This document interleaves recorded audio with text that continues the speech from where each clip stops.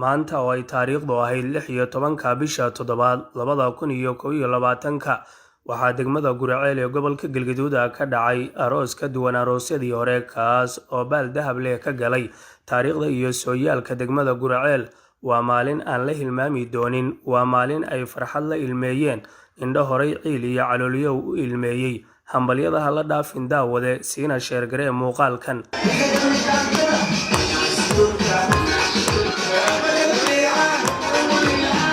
walaal aadan caabi jaamac oo ah wiil dhalinyaro oo loo diiday gabar uu jeclay sabab la xiriirta haybta dadka uu ka soo jeedo oo Soomaalidu ay ku sheegto dadka laga tirada badan yahay ayaa maanta Allah subhanahu wa ta'ala u suurageliyay inuu reer cusub yagleelo kadib markii aadan loo diiday gabadhii uu jeclay walbahaaraynayo oo uurka ka gubanayo laana wax la qaybsado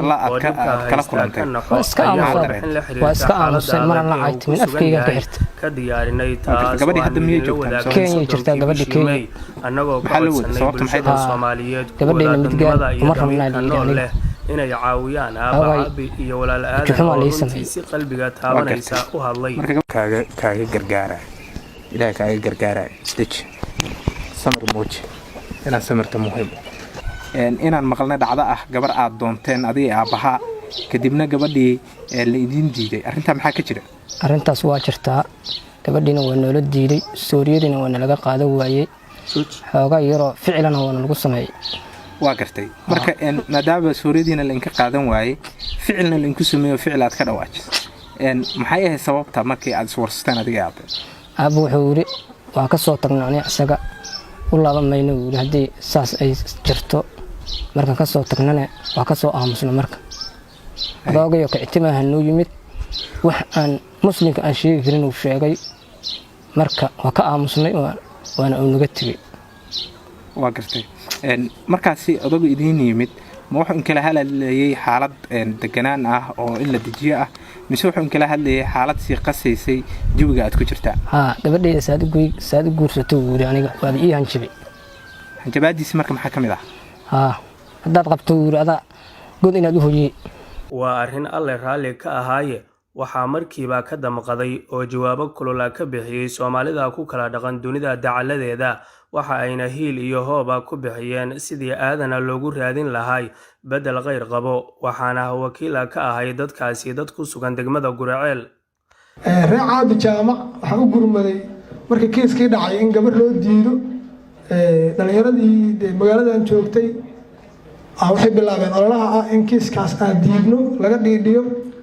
dadkiina la kala gaarsiyo leeyahay arrintan sax ma aha maxaa ka qaban karnaa ilaahay wuxuu ka tibay in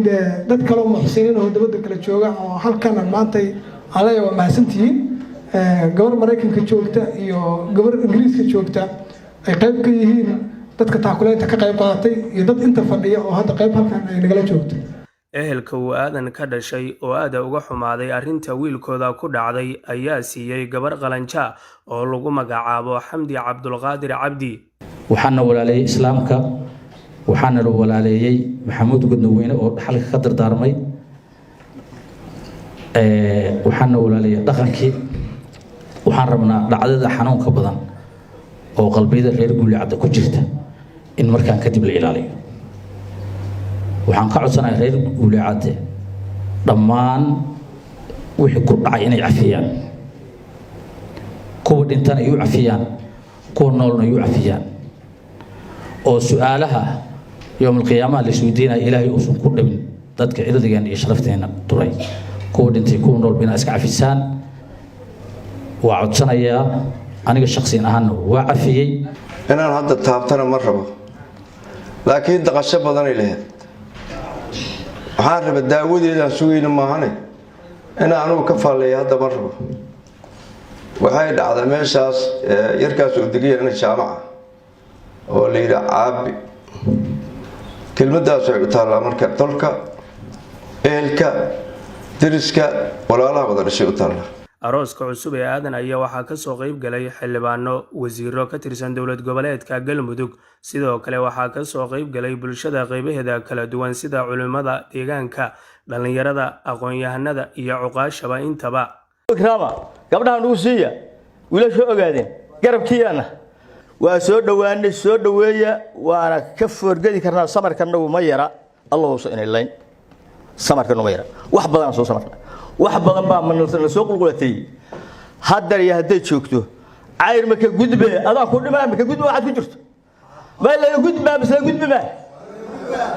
وحربنا جوك إسلام كم ضد دينته كل ما إن لقطن بيوتن بيودا وأن لين قبل مجيو وأن لين اسمه كف ماهن وحاسحون أهل الشيء وقف أهل الدين وقف إلهي أي كم وقت عبادة سي وقف قبل هذه الكرسي إلا السؤال أي أنا إلى مقطع وأنا قدام بابي مركب وحنا إذا لأنه ولا ريال maalintii maxamed siyaad bare oo dhintay dowladnimada qaatay ceelka ceel hafreed la oran jiray ay u fariisteen reer ayaan le u deejeen waxay codsadeen reer guureed in loo soo gudbiyo reer guureedkii baa hadlay in calaweyna hadlay 60 nin aa fadhiday oo culmo iyo saraakiil ah in calaweyn markuu hadlo wuxuu yiri aabba ku hooyaha labadii odayna isku hooyahay ilmadeerna ay ahaayeen 6 iyo 7 oday oo hadda aan soo marnana aan joogno maxaad gaar ah noo qabaydaa saastii loo dayay maxamed cali calweyne indhiya samir waa laga warqabaa markaas kadib aan talistaagaalaya indhaha gacanta ka mariya waad ka warqabtaan dad waa wada shay tixyaroo gabaya oo og tiriyey allah raxmadiisa iyo faarax shuuriye ku tiriyey reer guuleed ayaan rabaa anigu warkaan waa soo gabagabayna gabagaas wuxuu yiri haddaan ahay codkoo yiri ninkuu ciidda kala gaaray haddaan ahay ciraab gabay ninkii calanka loo saaray haddaan ahay caroole axmed iyo cuurka saba doortay ilaahay carshiga umayo ciidda hoos mariyey hayna cawina waxayna raba ciidda laga waayey niman inima ciilaanoo ciidda la ekaada carna maalintii la ina yira cudul libaxyeesha haaduu ku bilaabo wuxuu yiri ilaahay har cadaade iyo hamiinkii kala soocow إلهي هر عداد يهمينك كلا صوعو إلهي هقول روبه إلهي هقول روبه إلهي هقول روبه هق أبارك دايو إلهي حب آدم حي نور كأبورو حنقات كأدوية أنا هوس وقهر وهل وجود عينا يوركي أو كهل يهدي ربدور حسن موسى ولا جعر ودك عال عدا لا جعرري مركي لا جعرري ويري ورساري هل من مكان سالك كيري وحلا وحي بحي لا يروج عال عدا ما يلاقي أنا دينتين الإسلام كامل دكتي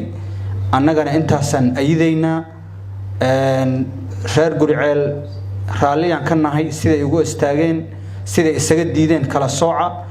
dadkana xadiidka nabiga wuxuu ahaa dadka waxa u fiican midka dadka anfaco waxaan salaan kaga wadaa bahdii caasimadda dowlad goboleedka galmudug oo ugu horeeyo maayarkii caasimadda gudoomiyaha geed qorow oo ii soo wakiishay inaan xafladan aadka u qiimaha badan aan uga qayb galo anigoo ku matalaya bahdii caasimadda waxaan leeyahay iga guddooma xildhibaanka iyo caruuska aadan mataqaanaa ishay cabdi jaamac waqtiga aad u kooban waxay ku fiicnayd xafladdan inay xaflad waqti fiican ay sida tahay ugu horeyn waxaan rabaa inaan u hambaleeyo saaxiibkay aadan caabi ninka la yiraahdo waxaan rabaa inaan iraahdo saaxiib macaan hambaliyo waxaan kugu hambaliyeynayaa guurkaada iyo noloshaada cusub oo kugu hambaliyeynayaa haddii ilaahay yiraahdo waxaan rajaynayaa haddii ilaahay yiraahdo adiga iyo walaasha in ilaahay isu keen calfo awlaad qayb qabtana ilaahay inay kala siiyo ayna noqoto midii ku kaa bogsiileed wixii dhibaato ah soo martay haddaan xafladda gunteeda iyo aado falkii dhacay walaalkeen ku dhacay reer galmudug iyo reer gurceel qaas ahaan ay ka dhiga qaadeen waxuu ahaay wax qof walba oo insaan ah oo damiir leh qalbigiisa saameynaya guur taariikhi ah aniga markii xal la sheegay aadan ayaa aroosayo wallaahi aad ayaan u farxay in arooskiisa ka qayb galana waxay igu noqotay maaragtay wax cajiib ah ma aanan filaynin qof walba nasiib badan ayaa aroosyada noocaas ah ka qayb galo waan ku faraxsanahay markii hore waxaan u hambaleynayaa aadan iyo marwadiisa xamdi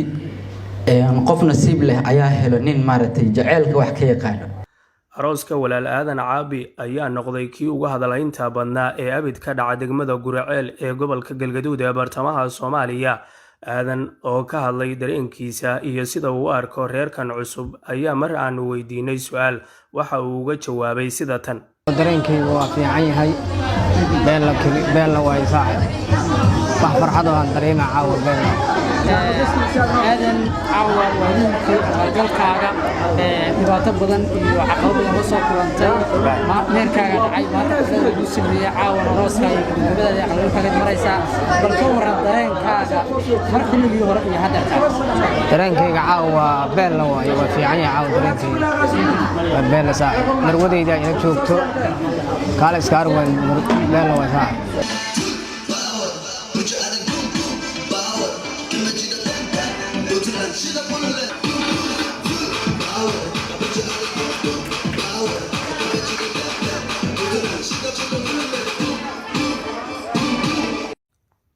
weli waxaana ku guda jirnaa reynraynta iyo tamashlaynta arooska aadan waxa uuna si qurux badan oo farxadii ku dheehan tahay uu geystay gurigiisa wajadii uu calmaday. annaguna waxaanu leenahay noqda kuwii isku waara oo ubad khayr leh kala helo. aamiin aamiin ducadu waa xaggiina daawade.